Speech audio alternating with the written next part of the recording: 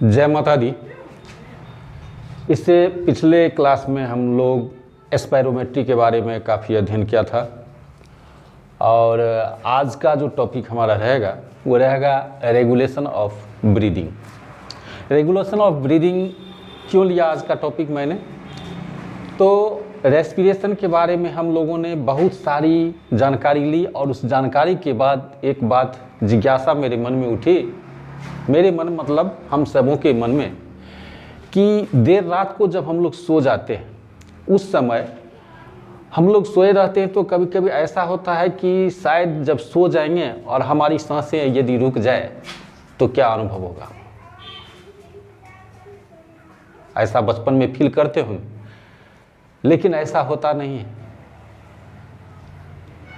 आखिर हमारे इस रेस्पिरेशन को रेगुलेट करने वाला, हमारे इस रेस्पिरेशन को जब हम लोग सोए रहते हैं, इनएक्टिव रहते हैं ब्रेन से, उस समय भी हमारा रेस्पिरेशन यानी ब्रीदिंग जो है वो चलते रहता है। इनहेलेशन एंड एक्सहेलेशन की प्रक्रिया चलते रहती है। आखिर इसको कौन रेगुलेट करता है, इसको कौन कंट्रोल करता है? That is very interesting topics. So इसी को समझने के लिए हम लोग आज रेगुलेशन ऑफ ब्रीदिंग टॉपिक को पढ़ने जा रहे हैं, जो किस प्रकार हमारा ब्रेन या हमारा शरीर में बहुत सारे केमिकल्स हैं या और कौन सी चीज़ें हैं जो हमारे ब्रीदिंग को वास्तव में कंट्रोल करता है। तो चलिए इसमें देखें कि रेगुलेशन ऑफ ब्रीदिंग टॉपिक्स में यह रेगुलेशन जो होता है वह मुख्यतः दो टाइप का होता है। यानी हमारे शरीर में रेगुलेशन की प्रक्रिया, ब्रीदिंग का रेगुलेशन जो है वह दो तरह से होता है। एक होता है ये ब्रीदिंग, और यह ब्रीदिंग को कंट्रोल जो किया जाता है हमारे बॉडी में वो दो प्रकार से किया जाता है। एक होता है न्यूरल और एक होता है केमिकल। यानी एक न्यूरल कंट्रोल होता है और दूसरा केमिकल कंट्रोल होता है। तो दोनों को हम लोग बारी बारी से इसका अध्ययन करेंगे कि किस प्रकार न्यूरल कंट्रोल करता है हमारा बॉडी ब्रीदिंग को और किस प्रकार केमिकल के द्वारा कंट्रोल किया जाता है। तो इस वीडियोज में हम लोग केवल न्यूरल कंट्रोल ऑफ ब्रीदिंग को समझने का प्रयास करेंगे और बहुत ही इजी है। तो न्यूरल कंट्रोल का मीनिंग हो जाता है न्यूरॉन से संबंधित, इसको मिटाते हैं हम लोग, न्यूरॉन से संबंधित। न्यूरॉन के बारे में आप लोग भली भांति जानते हैं। न्यूरॉन से के द्वारा कंट्रोल का मतलब होता है ब्रेन के द्वारा कंट्रोल।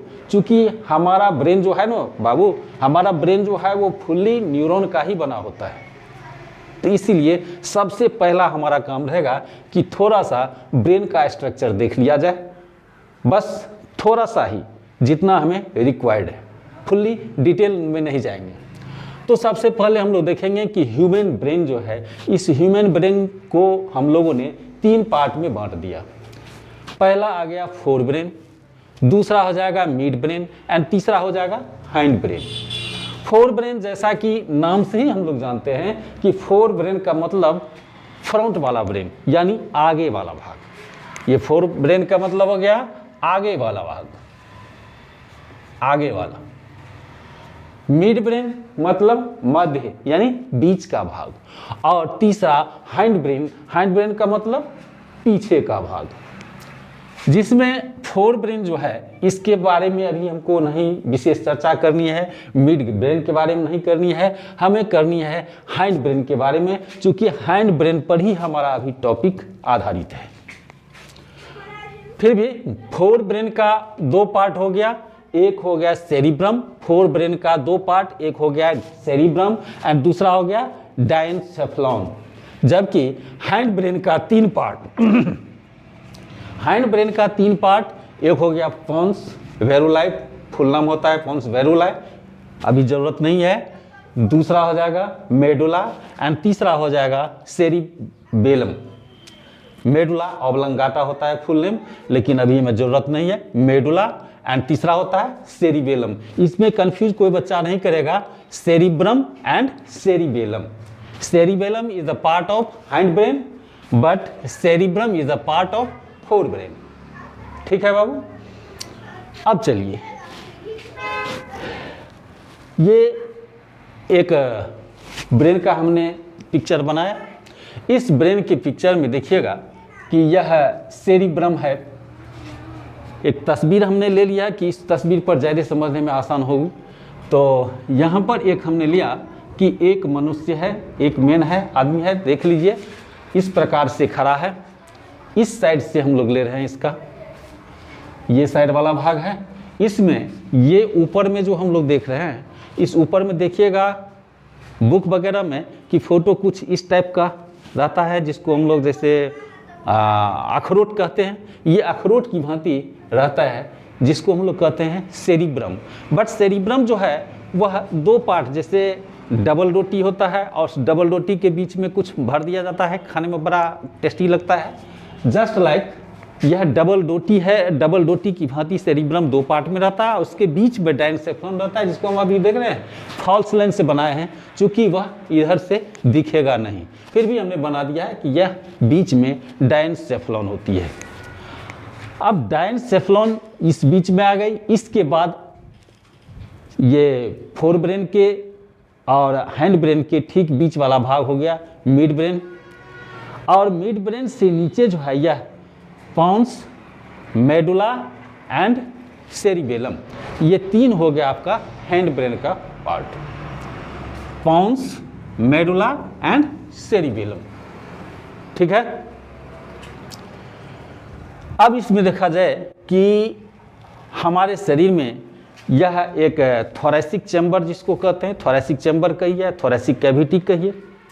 इस थोरैसिक कैविटी में क्या होता है कि जब हम लोग इन्हेलेशन की प्रक्रिया करते हैं तो इन्हेलेशन में क्या होता है कि हमारा इंटरकोस्टल मसल, देखिए यहाँ पर फिगर में देखिए, ये रिब्स हो गया, इसको मार्क कर देते हैं रिब्स। और रिब्स, दो रिब्स के बीच में, चूँकि ऐसे यदि हम हैं और यहाँ से यदि कटिंग किया जाए तो ये रिब्स जो है, ये जो अभी देख रहे हैं रिब्स वाली हड्डी, ये रिब्स जो है यह क्या लगेगा, कटा हुआ पार्ट, डॉटेड स्ट्रक्चर। यही डॉटेड स्ट्रक्चर है रिब्स। और दो रिब्स के बीच में एक मसल्स होती है जिसको हम लोग कहते हैं इंटरकोस्टल मसल्स। कोस्टल मीन्स होता है रिब्स एंड इंटर मीन्स होता है बीच में, और मसल्स। तो इंटरकोस्टल मसल्स, जिसमें हम लोग चर्चा कर रहे हैं किस पर, एक्सटर्नल इंटरकोस्टल मसल्स। इससे पिछले लेक्चर में मैंने कई बार इसका चर्चा कर चुका हूं, इसलिए बार बार करने की ज़रूरत नहीं। फिर भी इंटरकोस्टल मसल्स, ये इंटरकोस्टल मसल्स और डायफ्राम जो अभी एक्सहेलेशन के समय डोम शिफ्ट रहती है, और जब हम लोग सांस लेते हैं, इन्हेलेशन करते हैं, तो इन्हेलेशन के समय में क्या होती है, ये थोरैसिक चैम्बर फैलती है। थोरैसिक चैम्बर फैलती है मतलब हो गया कि इंटरकोस्टल मसल्स जो है वो स्ट्रेच होती है, और यह डायफ्राम जो है वह डायफ्राम क्या होगा, डोम शिफ्ट से फ्लाइटेंड हो जाएगा, यानी हमारे इस थोरैसिक चैम्बर का वॉल्यूम बढ़ जाएगा। और जब हमारे थोरैसिक चैम्बर का वॉल्यूम बढ़ेगा तो क्या होगा, वॉल्यूम बढ़ेगा तो प्रेशर घटेगा। पढ़े ना गैस लॉ में, केमिस्ट्री में, pressure is inversely proportional to volume. जब हमारा वॉल्यूम बढ़ेगा तो प्रेशर क्या होगा, कमेगा। इस प्रेशर की को फुलफिल करने के लिए एक्सटर्नल एयर जो है वो हमारे अंदर आएगी। कहाँ पर आएगी, लंग्स में आएगी। तो मतलब कहने का हुआ कि जब इन्हेलेशन की प्रक्रिया होती है, यानी हमारा thoracic chamber, thoracic chamber and diaphragm जब यह कंट्रैक्ट होता है तो उस समय क्या होती है, एक्सटर्नल एयर हमारे अंदर आती है, यानी हम लोग इन्हेलेशन करते हैं। तो प्रश्न उठता है कि यह कॉन्ट्रैक्ट होती कैसे है, इसको करता कौन है। जब हम लोग नींद में रहते हैं तो यह प्रक्रिया ऑटोमेटिक कैसे चलती है। अभी आप मेरा वीडियो देख रहे हैं, उस समय आप नॉर्मल ब्रीदिंग करते हैं, लेकिन यह मन में नहीं सोचते हैं अच्छा अब सांस लेना चाहिए, अब सांस छोड़ना चाहिए, अब सांस लेना चाहिए, अब सांस छोड़ना चाहिए। ये मन में सोचेंगे तो हमारा वीडियो क्या देखेंगे भाई। अभी तो आपका फुल्ली ब्रेन जो है वह मेरे ऊपर कंसंट्रेट है कि हम क्या सीख रहे हैं, फिर भी हाँ आपका ब्रीदिंग रेट जो है वह नॉन अफेक्टेड है, वह चल रहा है अपना क्रिया चालू किए हुए। तो यहाँ पर देखिएगा कि इसके लिए हमारे मेडुला में कुछ न्यूरॉन होते हैं, वह न्यूरॉन्स जो मेडुला के अंदर पड़े रहते हैं उसका काम है कि वह इसको कॉन्ट्रैक्शन का सिग्नल देता है। जस्ट लाइक समझिए कि एक बाप और एक बेटा चला और उसके साथ एक नौकर है, चूंकि ये बड़ा आदमी है, बाप और बेटा, और उसके साथ एक नौकर है, वह साथ में चल रहा है।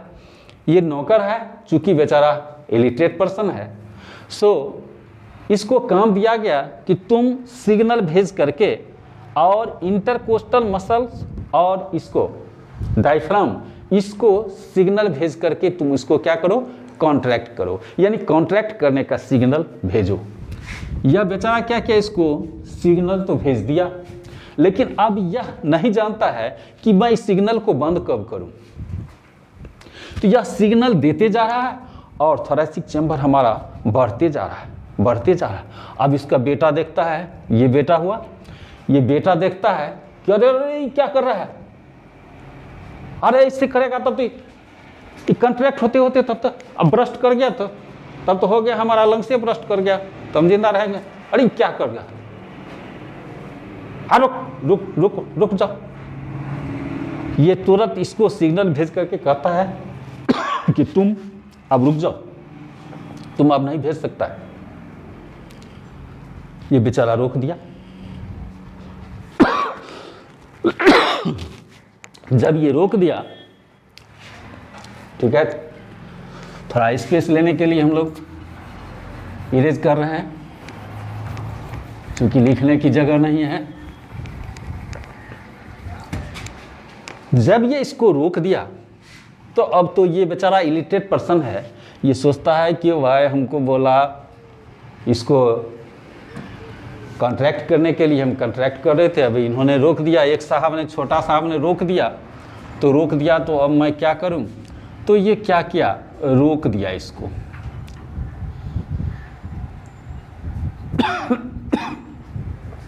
जिस समय यह सिग्नल देता है कॉन्ट्रैक्ट करने का, उस समय क्या होता है, वॉल्यूम बढ़ते जाता है और एक्सटर्नल एयर हमारे अंदर आती है। उस समय कौन सी प्रक्रिया होती है, inhalation.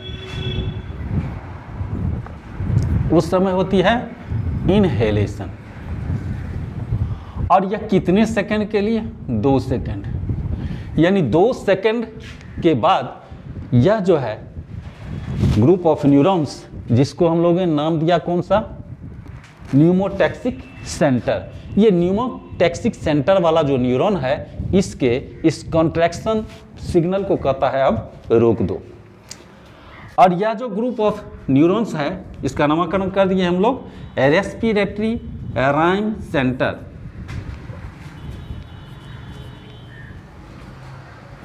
Sorry, RHY, respiratory rhyme centre. यह ग्रुप ऑफ न्यूरॉन्स जो कंट्रैक्शन देने का काम करती है, हो गया क्या कहलाएगा, respiratory RAM centre, in short form RRC। और यह ग्रुप ऑफ न्यूरॉन्स जो इसके कॉन्ट्रैक्शन देने वाले सिग्नल को रोकता है, इनहिबिट करता है, वह कितने सेकंड के लिए, 2 सेकंड के लिए। 2 सेकंड में जब यह कॉन्ट्रैक्शन देने का सिग्नल बंद करता है, तो जब यह बंद किया, तो यह जो कॉन्ट्रैक्ट किया हुआ मसल्स है वह धीरे धीरे क्या होगा, रिलैक्स होगा। और जब यह रिलैक्स होती है, उस समय क्या होता है, एक्स्ट्रा एयर शरीर से, लंग से बाहर निकलती है। और जब ये बाहर निकलती है, उसी प्रोसेस को हम लोग कहते हैं एक्सहेलेशन। यह एक्सहेलेशन कितने समय के लिए होता है, इसको जरा दूसरे कलर से बनाया जाए। यह 3 सेकंड के लिए, 3 सेकंड के लिए यह क्या करता है, रोक देता है। जब यह रोक दिया तो उस समय क्या हो गया बाबू, उस समय होता है एक्सहेलेशन। एक्सहेलेशन कहिए या एक्सपीरेशन कहिए, इनहेलेशन कहिए या इंस्पिरेशन कहिए। अब फिर जब यह इसको रोक दिया तो अब एक बड़ा साहब जो हैं यानी इस बेटे का बाप वो कहता है अरे ये क्या कर दिया, तुमको बोले कॉन्ट्रैक्ट करने के लिए फिर तुम रोक दिया। हाँ तो छोटे मालिक बोले ना, छोटे मालिक बोले हम तो कॉन्ट्रैक्ट कर ही रहे थे, लेकिन छोटे मालिक बोले कि रोक दो। अच्छा ठीक है, छोटे मालिक बोला चल चल फिर स्टार्ट कर, रोक दिया तब तो हो गया, काम ही खत्म हो गया, आदमी तब डेड कर जाएगा भाई, चलो चलो चलो स्टार्ट करो। फिर वो क्या किया बेचारा, स्टार्ट कर दिया। फिर स्टार्ट कर दिया कितने सेकंड के लिए बाबू, 2 सेकंड के लिए। फिर इसने क्या किया, रोक दिया कितने सेकंड के लिए, 3 सेकंड के लिए। 3 सेकंड के लिए इसने फिर रोक दिया। तो इस प्रकार हम लोग देखते हैं कि 2 second for inhalation and 3 second for exhalation.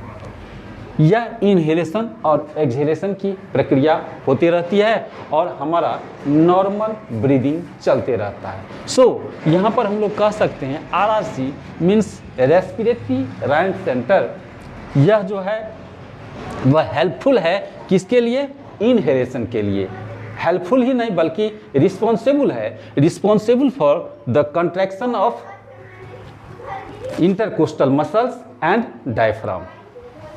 ठीक है, और चूंकि यह सिग्नल देने के बाद ही कॉन्ट्रैक्ट होती है और हम लोग इनहेलेशन की प्रक्रिया को करते हैं, so inhalation is the active process.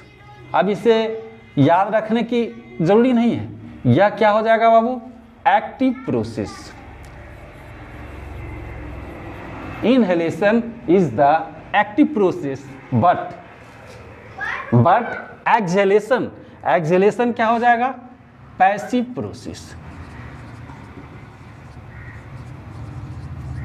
Exhalation is the passive process. क्यों, क्योंकि इनहेलेशन के लिए न्यूरॉन जो है वह सिग्नल भेजा कॉन्ट्रैक्ट करने का, तब इनहेलेशन हुआ। जबकि जब यह कॉन्ट्रैक्शन देने वाला सिग्नल को बंद कर दिया उस समय क्या हुआ, ऑटोमेटिक वह जब कॉन्ट्रैक्शन नहीं होगी तो क्या होगा, रिलैक्सेशन होगा, और रिलैक्सेशन जब ये हुआ उसी समय क्या होगा, एक्सहेलेशन हुआ। सो एक्सहेलेशन के लिए स्पेशल कोई सिग्नल देने की आवश्यकता नहीं हुई इसीलिए exhalation is the passive process.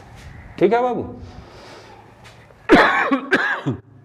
अब कभी कभी ऐसा होता है कि आप लोग कंफ्यूज करते हैं ये ब्रीदिंग रेट और पल्स या क्या कहें हार्ट बीट रेट, जबकि इसमें कंफ्यूजन नहीं करना है। हम लोग ब्रीदिंग रेट जो है हमारी वह नॉर्मल पोजीशन में क्या करते हैं हम लोग 12 to 16 टाइम्स पर मिनट। 1 मिनट में हम लोग 12 से 16 बार ब्रीदिंग करते हैं। ब्रीदिंग मतलब समझ रहे हैं ना, सांस लेना और सांस छोड़ना, मतलब एक बार हमने सांस लिया और एक बार छोड़ा, 1 ब्रीदिंग।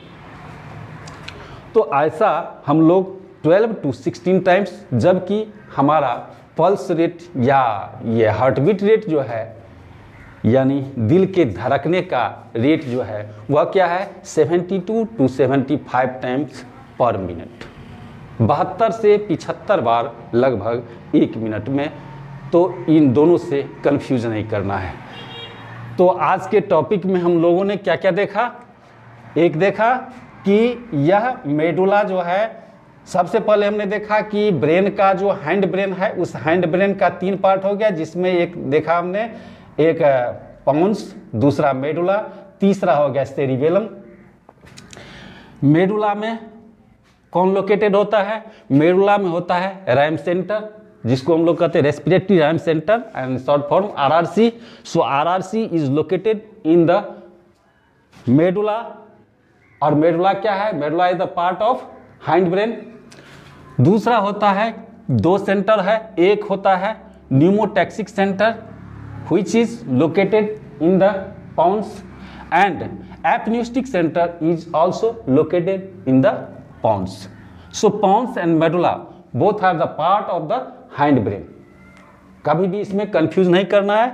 अब इसमें क्वेश्चन आपको दिया जा सकता है कि इनहेलेशन कौन सा प्रोसेस, एक्सहेलेशन कौन सा process, medulla is located in, कहाँ पर ये लोकेट करता है, कितने सेकंड के लिए इनहेलेशन होती है, कितने सेकंड के लिए एक्सहेलेशन होती है।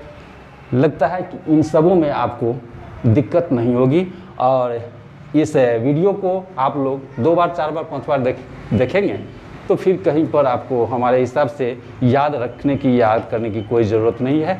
इसी को रिपीट कर ले 2 बार 4 बार, आपको कंप्लीट हो जाएगा। ठीक है, तब तक के लिए धन्यवाद। जय माता दी।